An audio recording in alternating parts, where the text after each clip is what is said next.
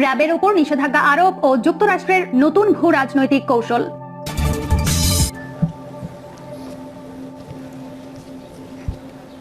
এই প্রথমত হলো এটি সরকারের শুভ বুদ্ধির যাতে উদয় হয়, তারা যাতে এই পথ থেকে সরে আসে।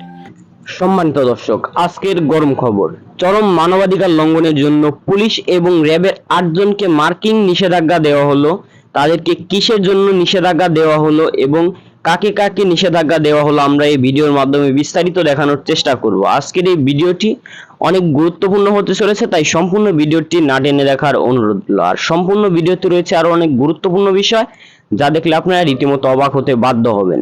তাহলে চলুন কথা না বাড়িয়ে চলে যাওয়া যাক মূল ভিডিওর দিকে। আর আপনি যদি আমাদের এই চ্যানেলে নতুন হয়ে থাকেন তাহলে অবশ্যই সাবস্ক্রাইব করুন বাংলাদেশের সর্বশেষ আপডেট খবর পাওয়ার জন্য, এবং একটি লাইক দিয়ে দেখতে থাকুন সম্পূর্ণ ভিডিওটি। র্যাবের উপর নিষেধাজ্ঞা আরোপ ও যুক্তরাষ্ট্রের নতুন ভূ রাজনৈতিক কৌশল। এবং সর্বশেষ জানাবো, অবাধ্য নেতাদের সামলাতে আওয়ামী লীগ বিএনপি হাঁটছে একই পথে। এতক্ষণ শুনছিলেন সংবাদ শিরোনাম, এবার বিস্তারিত। র্যাবের উপর নিষেধাজ্ঞা আরোপ ও যুক্তরাষ্ট্রের নতুন ভূ রাজনৈতিক কৌশল। সম্প্রতি মার্কিন যুক্তরাষ্ট্রের ট্রেজারি ডিপার্টমেন্ট ও পররাষ্ট্র দপ্তর মানবাধিকার লঙ্ঘনের অভিযোগ এনে বাংলাদেশের র্যাপিড অ্যাকশন ব্যাটালিয়নের এবং এর বর্তমান ও সাবেক 7 কর্মকর্তার উপর নিষেধাজ্ঞা আরোপ করেছে। নিষেধাজ্ঞা আরোপের বিষয়টি যুক্তরাষ্ট্রের জন্য বেশ পুরনো এবং স্বাভাবিক হলেও বাংলাদেশের জন্য এটি সম্পূর্ণ নতুন একটি বিষয়। বাংলাদেশের উপর আরোপিত এই নিষেধাজ্ঞা স্বাভাবিকভাবে জনমনে কিছু প্রশ্নের উদ্রেক করেছে। এই নিষেধাজ্ঞার মূল উদ্দেশ্য কি মানবাধিকার রক্ষা, নাকি দক্ষিণ এশিয়ার মার্কিন প্রভাব বলয় বিস্তারের ভূ রাজনৈতিক কোনো কৌশল? বাংলাদেশের স্বার্থে এই প্রশ্নের উত্তর খোঁজার এখনই উপযুক্ত সময়। উল্লেখিত বিষয়টি যথাযথভাবে বুঝতে হলে প্রথমেই আমাদেরকে সন্ত্রাস দমনে মার্কিন যুক্তরাষ্ট্রের ঘোষিত এজেন্ডা, লক্ষ্য, উদ্দেশ্য এবং বৈশ্বিক কার্যক্রম পর্যালোচনা করা প্রয়োজন। 2001 সালের 9/11 হামলার পর বৈশ্বিক সন্ত্রাস দমনে যুক্তরাষ্ট্র ওয়ার অন টেরর ঘোষণা করে। সন্ত্রাস দমনের লক্ষ্যে যুক্তরাষ্ট্র বিশ্বের বিভিন্ন দেশকে আর্থিক, কারিগরি ও অন্যান্য সহায়তা দিয়ে আসছে। যেমন আমেরিকার ব্যুরো অব কাউন্টার টেরোরিজম 1983 সাল থেকে এ যাবৎ 154টি দেশের আইন শৃঙ্খলা রক্ষাকারী বাহিনীর 90,000-এরও বেশি সদস্যকে প্রশিক্ষণ প্রদান করেছে, যা সন্ত্রাস দমনে মার্কিন যুক্তরাষ্ট্রের সদিচ্ছার বার্তা বহন করে।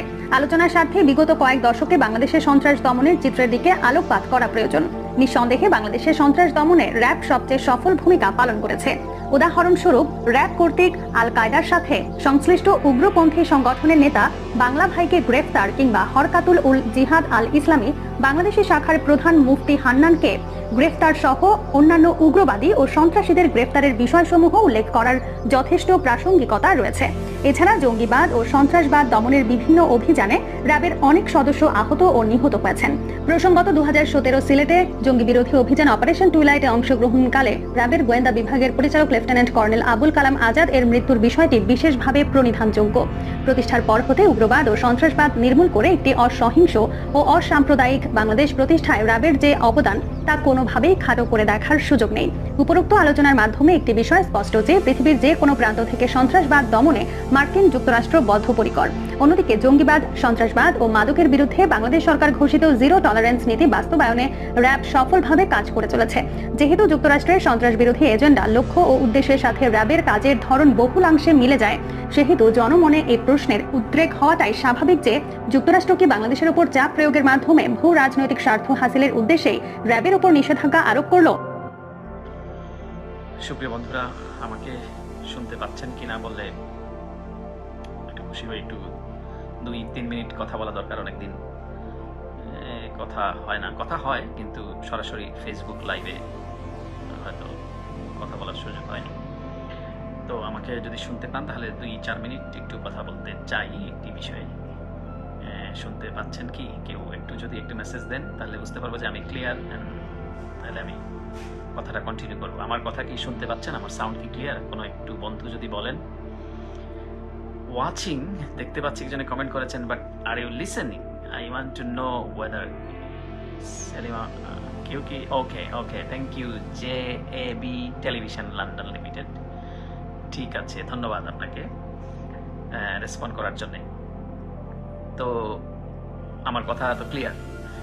একটি বিষয় আমি লক্ষ্য করলাম যে বাংলাদেশের যে মিডিয়াগুলোতে বলছে যে একটি মামলায়, ডিজিটাল সিকিউরিটি অ্যাক্টের একটা মামলায় আমাকে, এই মামলার আমি আসামি ছিলাম, জানি না কেন ছিলাম বা কবে মামলা, কিসের মানে কি আগামাথা কিছুই জানি না, বাট এই মামলা থেকে চার্জশিট থেকে আমাকে বাদ দেওয়া হয়েছে। আবার এটাও দেখলাম যে দুজনকে আবার এই যে মামলার আরো দুজন যে আসামি তাদেরকে বহাল রাখা হয়েছে। তো আমার প্রথমে আমি শুরু করতে চাই এটা বলে যে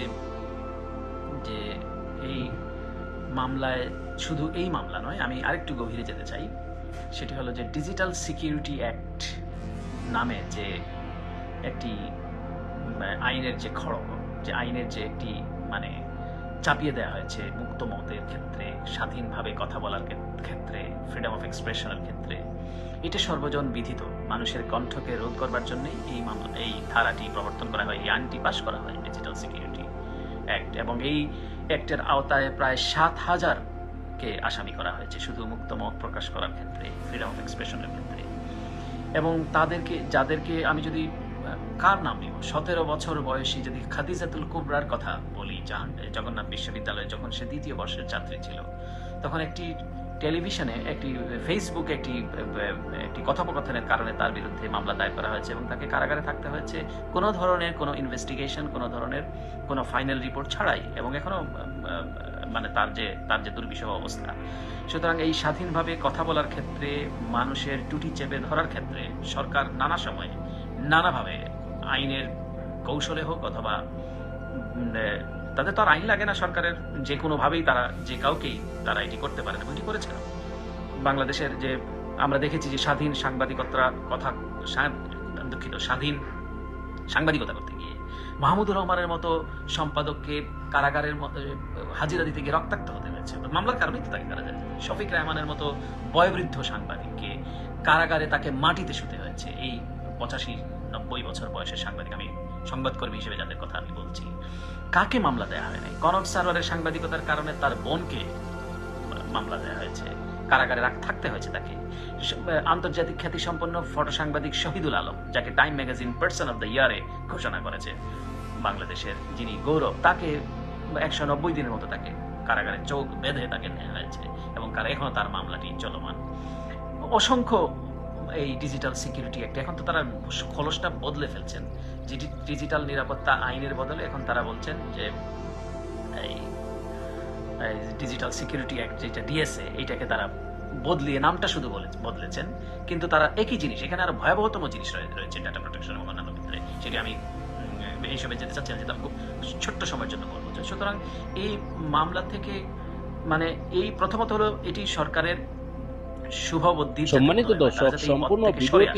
সম্মানিত দর্শক, আশা করি আপনারা সম্পূর্ণ ভিডিওটি না টেনে দেখেছেন এবং এই ভিডিওটি দেখে আপনারা অনেক কিছু বুঝতে পেরেছেন। আর আপনার যদি এই ভিডিওর উপর কোনো গুরুত্বপূর্ণ মতামত থেকে থাকে তাহলে অবশ্যই কমেন্ট বক্সে জানান। আর আজকের ভিডিওটি এই পর্যন্তই, আবার দেখা হবে অন্য কোনো নতুন ভিডিওতে। ততক্ষণ সুস্থ থাকুন, ভালো থাকুন, আল্লাহ হাফেজ।